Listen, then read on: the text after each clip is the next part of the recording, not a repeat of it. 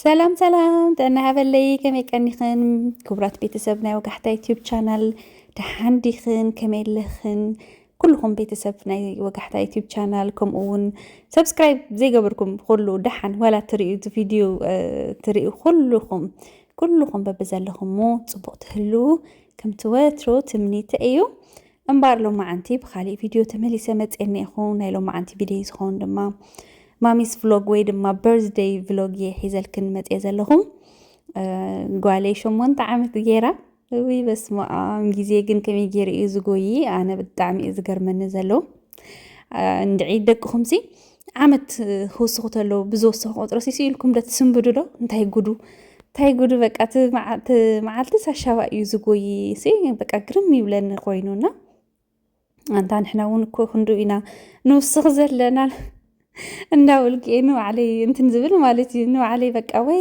በቃ ደጊምና ኣርገለና ዕድመ እንዳወስኻት ብዝኸደት ቁፅሪ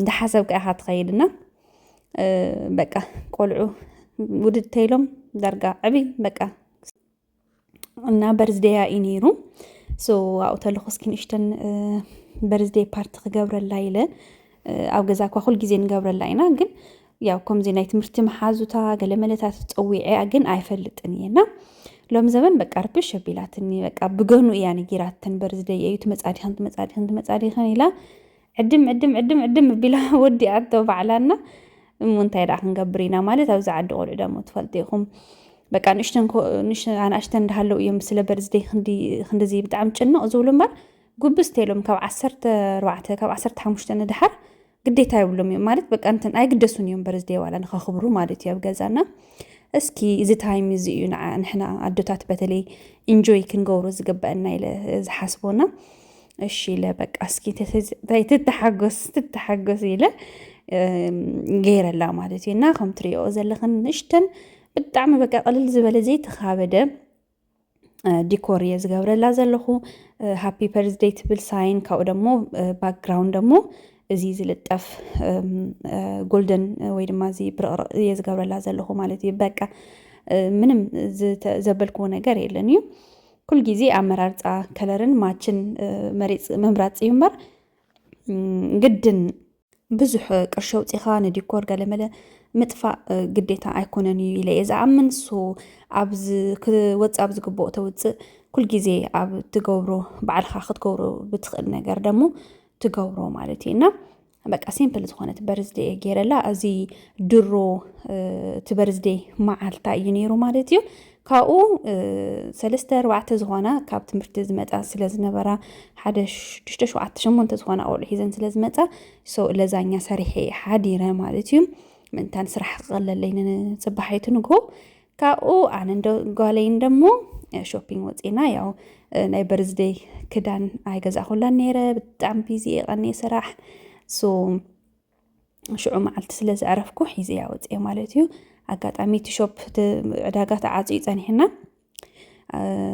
ካብኡ እስካዕ ዝኸፈት ኮፍ ኢልና ኢና ተፀቢና ብጣዕሚ ብዙሕ ሰብ እዩ ትሪእዎ ዘለኹም ኮፍ ኢሉ ይፅበ ኣሎና ካብኡ ክዳን ክንመርፀላ ኢና ኣነ እኳ መሪፀላ እየ ፀኒሐ ነይረ ግን ባዕለይ ተዘይርአ ኢላ ኣብያትኒ ማለት እዩና ኦኬ ንዕናይ ወተልና መዛወሪ ኾነና ኢልና ብንግኡ ወፂና ብለኩም እና ኣብዚ ዕዳጋ እዚ ብጣዕሚ እዩ ክባር ማየር ክዳውንቲ ብጣዕሚ ክባር እዩ ናይ ቆልዑት ግን ደሓን እዩ ብዙሕ ዝማረር ኣይኮነን እዩ ካብኡ ደሞ ናይ ደቂ ኣንስትዮ ወይ ድማ ናይ ኣጓላት ክዳውንቲ እንዳጎበዛ ክኸዳ ተለዋሲ እዚ ናይ ፓርቲ ክዳውንቲ ክትረከብ ኣይትኽእልን ኢኻ ኣብ ካሊእ ድንኳናት ብጣዕሚ ከቢድ እዩ ተተረኺቡ እውን በቃ ቀልጢፉ እዩ ዝውዳእና ኣብዚ ማየር ግን ብጣዕሚ ዘለኹሞ ኣማሪፅኩም ትረኽቡ ትኽእሉ ኢኹም ያው ንእሽተን ክብሪ ስለ ዝብል እዩ እምበር እና ናብ ምልክዓት ኢና ትሪእዎ ኣለኹም ተን ዝደለየተን መሪፃ 3 ክዳን ጥራሕ ኢና በቃ መሪፅና ደስ ዝበላ ንዓኣ ማለት እዩና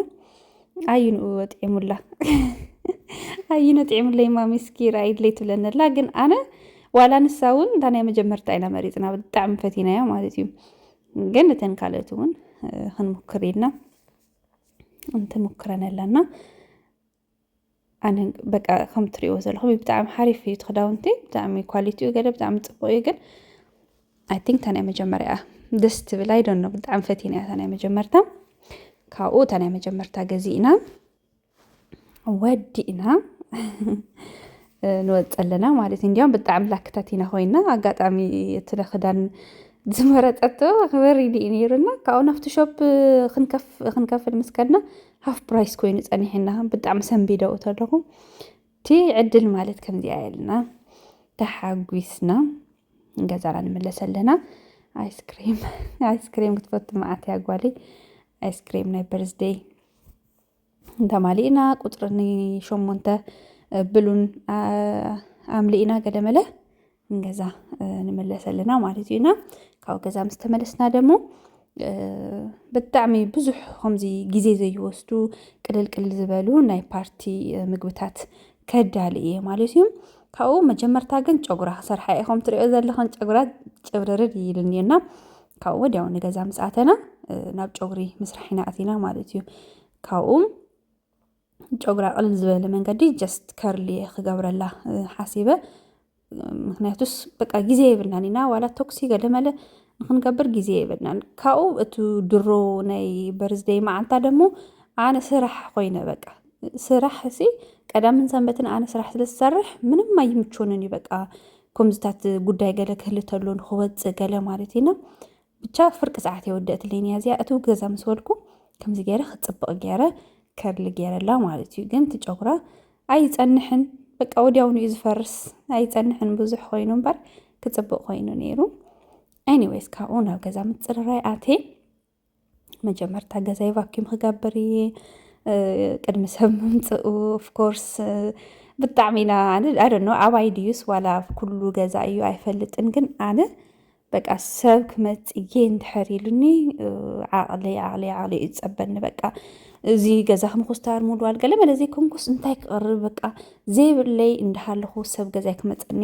ደስ ይብለንን በቃ ምክንያቱ ሰብ ተመፅኡ ዘለካ በሊዑ ሰትዩ ገለ ተሓጒሱ ክኸድ ደስ ዝብለንና ክህልወን እንተሎ ብጣዕሚ ደስ እዩ ዝብለኒ እሶ ፅቡቕነቱ ኣብዚ ዓዲ ያው ሰብ ደው ኢሉ እዩ ገዛኻ ዝመፅእ ስኢኑ መፅኡ ዘንኳሕኩሕ ሰብ የለን እዩ ከም ዓድና ኣይኮነን እዩ ኣንኳሕኩሑ እኒኻ ዶ ገለ ዝበሃል ነገር የለን ማለት ተኾነ እውን ደስ እንዲ ዝብለካ ብጣዕሚ ደስ ዝብለካ ሰብ ክመፀካ ተሎ በቃ ሕጉስ ኢኻ ትብል ኣብዚ ዓዲ ኣበይ ብዙሕ ሰብ ስለዘይንራኸብ ማለት እዩ ኣብዚ ዓዲ እምበር እንተዝህሉ ኣበይ ተረኺቡ ግን ካብኡ ደሞ ኣብ ክንደይ ግዜ ሓደ ግዜ ሰብ ክመፀካ ተሎ ደሞ ንባዕልካ ኢልካ ትገብሮን ሰብ ክመፀካ ተሎ ተቐረቦን ሓደ ስለ ክኸውን ዘይኽእል በቃ ክንመፅእ ደሊና ክብለካ ተሎ ሰብ ግን ፀላ ዝበለ ደስ ዝብል ንሰብ ደስ ይብሎ እዩ ትብሎ ነገራት ተቐርብ ማለት እዩና ኤኒዌይስ ነዚ ፓርቲ እዚ ዝኸውን ብዙሕ ዝደኸም ኩሉ ነገር የለን እዩ ሓቂ ዘረባ ክነግረኩም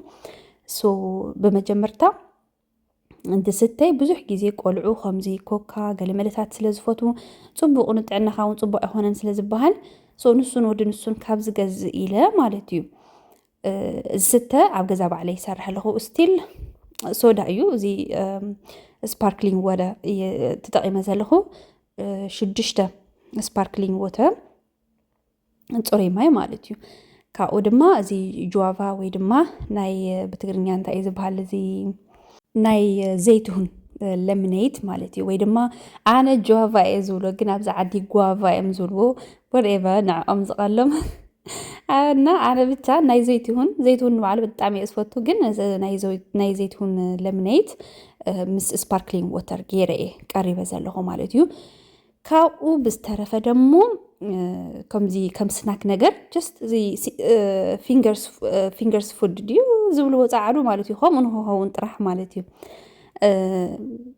ካብ ፍሩት ወተርሜለን ያው እንዳልዕልካ ንክብላዕ ምእንታን ማለት እዩ ንሱ ገይረ ካብኡ ደሞ ደርሆ እግሪ ናይ እግሪ ደርሆታት ቆልዑ ብዙሕ ግዜ ንሱ ስለ ዝምችዎም ብኢዶም ሒዞም ንክበልዕዎ ማለት እዩ እዚ እውን ትማሊ ኣጋጣሚ ባትሪ ወዲኣትኒ ሞባይል ዘይቀረፅኩ ሓዲረ እምበር ደርሆ ገዚኤ ሓፂበ ኣቃሚመ ሓዲረ ማለት እዩ ካብኡ ካብ ዕዳጋ ምስ ተመለስና ናብ ኦቨን እትዮ ማለት እዩ በቃ ሲምፕል እዚአን ገይረ ካብኡ እታ ሳልሰይቲ ደሞ እታ ሳልሰይቲ ክገብራ ዝሓሰብክዋ ደሞ ሳንድዊች በርገር ሳንድዊች ማለት እዩ ከምዚ ናይ ማክዶናልድ በርገር ሳንድዊች ዘሎ ግን ሚኒ ብጣዕሚ ትንእሽተን እዩ እዚ እዚ ናይ ሚኒ በርገር እንድሕር ደሊኽን ብበዝሒ እንድሕር ደሊኽን ካብ ኮስኮ ትረኽቦ ትኽእላ ኢኽን ማለት እዩ ኣነ ካብ ኮስኮ ገዚአ እዩ እዚ ብጣዕሚ ብዙሕ እዩ ዝመፅእ በተለይ ንፓርቲ ገለ ብጣዕሚ ሓሪፍ እዩ ሶ እንታይ ክገብር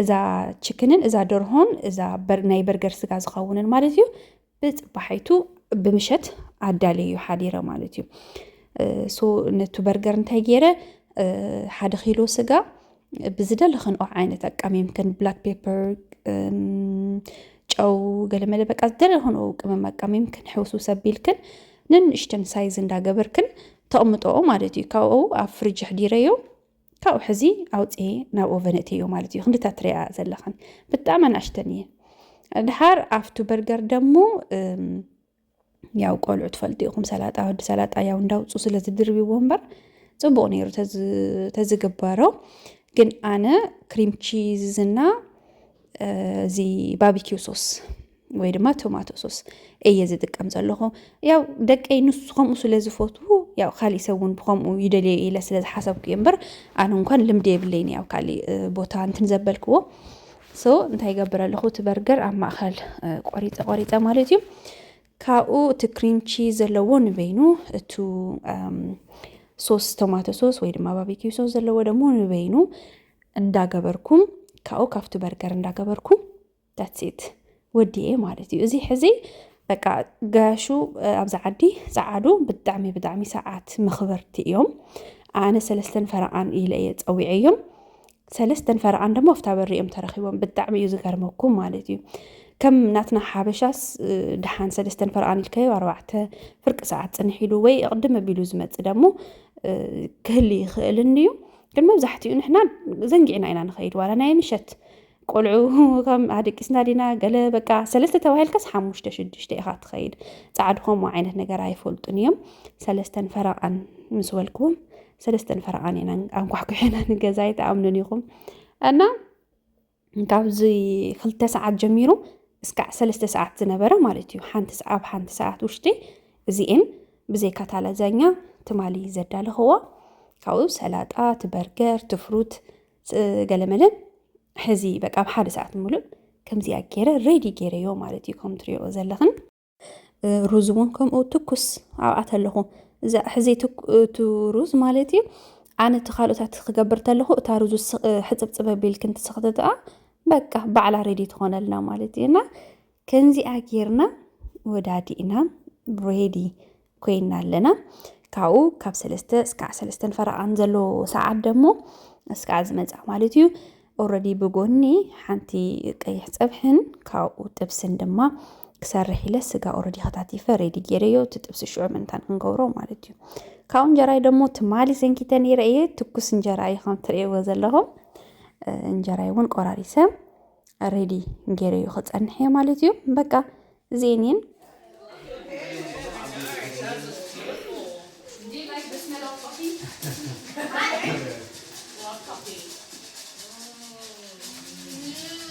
እና ቡና በቃ ይቆልል እየ ነይረ ያው ከመፃ ንሽተን ንሕና እውን ቡና ስለዘይሰተና ዝርፈድና ቡና ከምዘቲልና እንዳሓር ምሰርከባኒ በላ ንዕነ ቡና ጨና ኢልና ቀሪብና ኣለንና ባይዘወይ ፃዓዱ ቡና ብጣዕሚ ሰተይቲ እዮም ብጣዕሚ እዮም ዝፈልጡ ቡና ኣብዛ ዓዲ ኣነ ንባዕለ እኳ ኣብ ዓዲ ቡና ኣይሰትን ነይረ ምስ ወለደይ እንዳሃለኹ ግን ኣብዛ ዓዲ ምስ መፃኹ በቃ ቡና ውዚ ጀሚረ ማለት እቲ ናይ ሓበሻ ገዛ ኮፍ ኢልና ንሰትዩ ዋላ ኣብ ስራሕ ከይድና ንሰትዩ ላቴን ገለን ናይ ፃዓዱ ብጣዕሚ ልምዲ ዓብዪ ልምዲ እዩ ማለት እዩና ብዙሕ ኣይተደነቓን እየን ግን እተፈላልሓ እዩ ንዕአን ሰፕራይዝ ዝገብረን ማለት እዩ ወይ ድማ ንሕና ብላክ ኮፊ ኢና ንሰቲ ክትብለን ተለኻ ብላክ ኮፊ ኢለን ይሰንብዳ ብላክ ኮፊ ባይዘወይ ማለት እዩ ብጣዕሚ ሄልዚ እዩ ንሕና ያው ከም ልሙድ ከም ባህሊ ጌርናዮ ኮይና እምበር ብጥዕና መልክዕ ክትሪኦ ተለኸንሲ ብጣዕሚ እዩ በቃ ዓብዪ ጥዕና እንትን ቤነፊት ዘለዎ ማለት እዩ ጥርሑ ቡና ፀሊም ቡና ብጣዕሚ እየን ዝሰትያ በተለይ ደግሞ ክብደት ገለ መለ ክቕንሳን ክደልያ ተለዋ ገለ ማለት እዩ ሓድሓደ ግዜ እንዲያውም ብዶክተር ይኹን ከምዚ ብዳይቲሽያን ዝተመኸረ እዩ ፀሊም ቡና ንክስተ ማለት እዩ ያው ኣነ ብወገነይ እንድዒ ካሊእ ሰብ ኣነ ግን ፀሊም ቡና ብዘይ ሽኮር ኣይወርደለይን እዩ ብፍጹም ማለት እዩ ክንደይ ግዜ ሞኪረዩ እየ ግን ኣይዶኖ እንታይ ከም ዝኾንኩ በቃ ሽኮር ዘይብላ ኣትሊስት ንእሽተን ሓንቲ ማንካ ሽኮር ዘይብላ ክሰተ ኣይክእልን እየና ኤኒዌይስ ኣነ ኣብ ሰብ ዘለዎ ቪድዮ ምቕራፅ በቃ ብጣዕሚ እዩ ዝጨንቀኒ ዓቕለይ ዝፀበነና መጀመርታ ጠይቀይን ያው ኣዩ ጋይስ ኦኬ ገለ ተቐሪፀ ገለ ኢለየን ኢትስ ኦኬ ፀገም የብሉን ገለ ኢለና ግን ኩሉ ሰብ ክበልዕ ክሰቲ ገለ ክትቆርፃ ኣይትኽእልን ኢኻ ሶ በታ ኣንጎሎ ገይረ ንባዕለይ በታ ሓሽና ኣንጎሎ ገይረ ንባዕለይ እየ ዝቐርፅ ነይረ ካብኡ ቡናና ሰታቲና ወዳዲእና ያው ሰትዮም ዘለው ኩሎም ብሓደ ተኣኪቦም ማለት እዩ ካብኡ ሕዝንሕና ናይ በርዝዴይ ኬክና ክንቆርስ ኢና እቶም ቆልዑ ኦልሬዲ ምግቦም በላሊዖም ገለና ኬክ ታይም ኢሎም ካብኡ ኬክና ከም ትሪእዎ ዘለኹም ክንቆራርስ ኢና ማለት እዩና እስኪ ኢንጆይ ግበርኦሞ እስካብ ጀሚረ እስካዕ ዝውድእ ኣነ ብዘረባ ካብ ዘፅመኩም ንሽተን ሃፒ በርዝዴይ ክነስማዓኩም ማለት እዩ ብዙሕ ግዜ ኣነ ድማ ከምዚ ነገር ሼር ምግባር ብጣዕሚ ደስ ዝብለኒ ወለደይ ኣብ ዓዲ ኮይኖም በቃ ኩሉ ነገር ክሪእዎ ተሎ ብጣዕሚ ስለ ዝሕጉሶም ማርኢና ስለ ዝብሉኒ ከሪኦም ስለ ዝደሊ እየ ሞር ዲቴይሊ ናይ ደቀይ ገለ ሞር ሼር ዝገብሮ ማለት እዩና ኩል ግዜ ብስልኪ ገለ ክንደዋወል ተለና ምስ ማዘረይ ዋላ ምስ ፋዘረይ ኣሕዋተይ ገለ ብጣዕሚ ደስ ዝብሎምና እንጆይ ግበርዎ በርዝዴይ ከምዚ ኢና ሓሊፍናና ይቕኒልና ሃፒ በርዝዴይ ንዝበልኩማ ኩልኩም ከመስግነኩም ይደሊ በዚ ኣጋጣሚ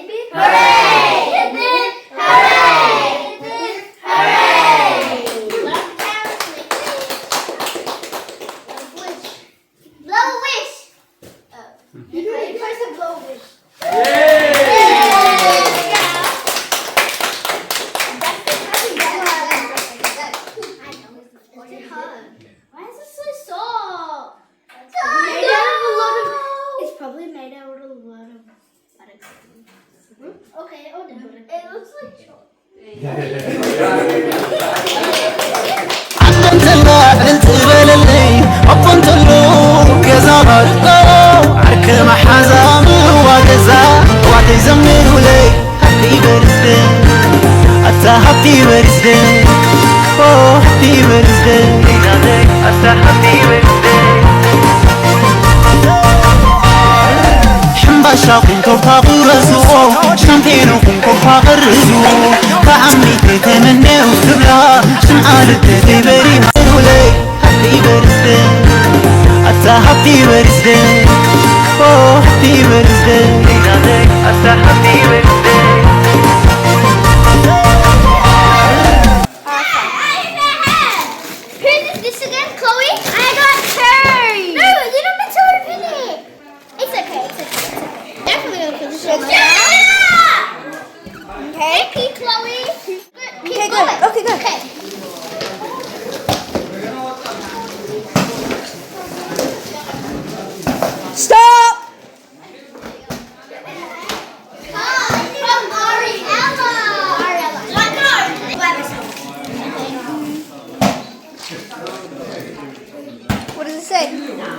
Read it out.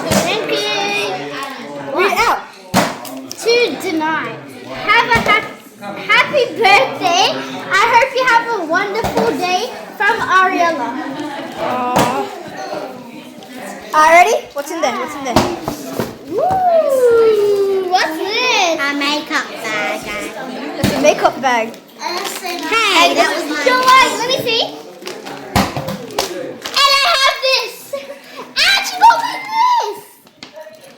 Wait. Alright, ready for another one? Ready for another one? Yeah, I have this, but in a different look. I didn't have this. Oh, that's my pen. Stop! Another one is probably. Wait, here's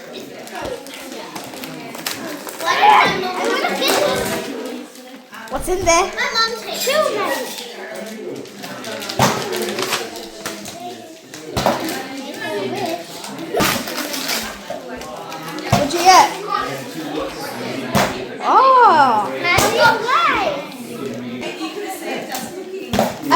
good one. What is that? It's not a skateboard. A drawing kit. Who got you that? Chloe. Again. Again? Yeah.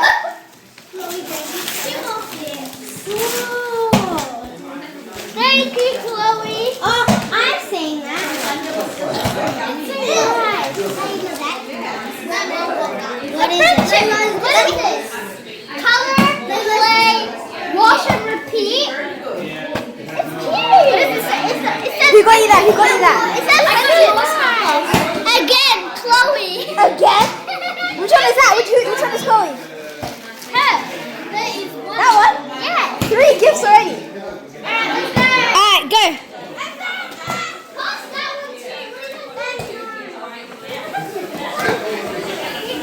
Stop! Oh, then I got the big one.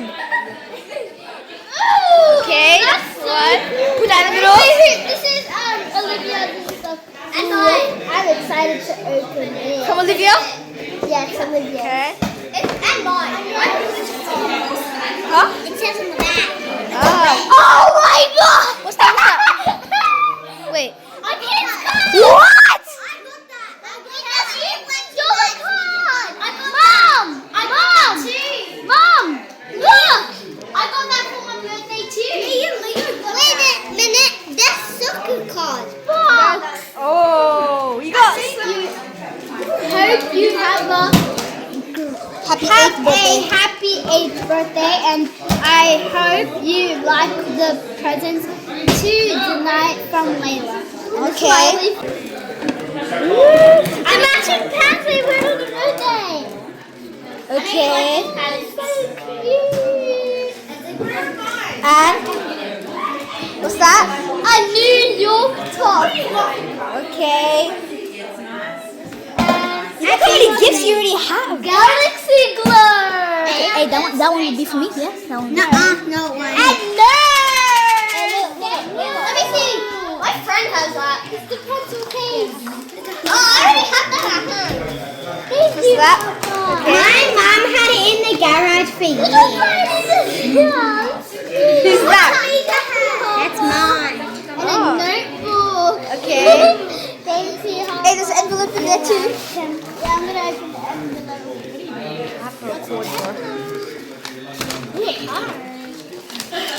I chose the card.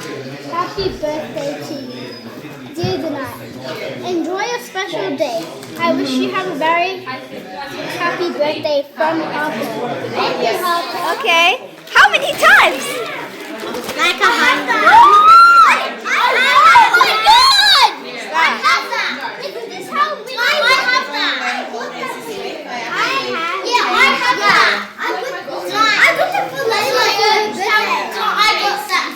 She got it for me. I got that for my friend's birthday and I have one. Hey, go get.